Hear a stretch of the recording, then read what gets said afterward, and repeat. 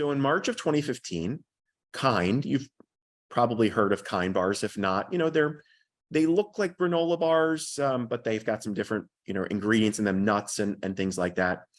Kind LLC got a warning letter from FDA, and FDA said, you use the term healthy, but your products don't meet the standard that's needed to say that they're healthy. And there's a standard set forth.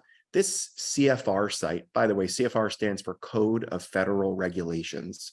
If you're familiar with the Federal Register, this is the compilation of all federal agency actions that are published in this Federal Register. It includes rulemaking, it includes a whole host of other things. But if you were to actually look up in the CFR at 21 CFR 101.65 sub D sub 2, you'll see that there's a standard to use that term healthy. And FDA said, you have more saturated fat in this product, more fat and saturated fat than that healthy standard allows. So instead of responding to the warning letter, and I typically will tell my clients to respond to warning letters because I think that's good practice. Instead of responding, Kind did something that was brilliant, but also somewhat risky, I guess. Turned out to be a good bet.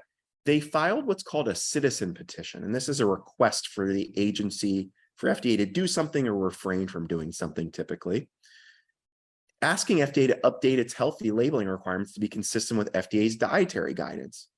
So then FDA came back and somewhat acquiesced, or really acquiesced, said Kind could label its bars as healthy, provided such a claim referenced the company's philosophy rather than a statement about the nutrition of the company's products. Interesting, right? So if it wasn't talking about the product itself that you were about to consume, but really the company's philosophy, then FDA said, A-okay. Do you think they backed down? Do you think this was industry pushing back and FDA blinking? I don't know, but it seems like a win for Kind for sure. Then following that, in September of that same year, FDA released a guidance document, non-binding, as I talked about a minute ago, as all FDA guidance documents are, on the use of the term healthful and related items. And in the doc, FDA said not all fats are bad. We've heard this over the years, right? Remember, if you're, I don't know how old you are, but if you remember in the 90s, fat-free, no fat, fat was the enemy.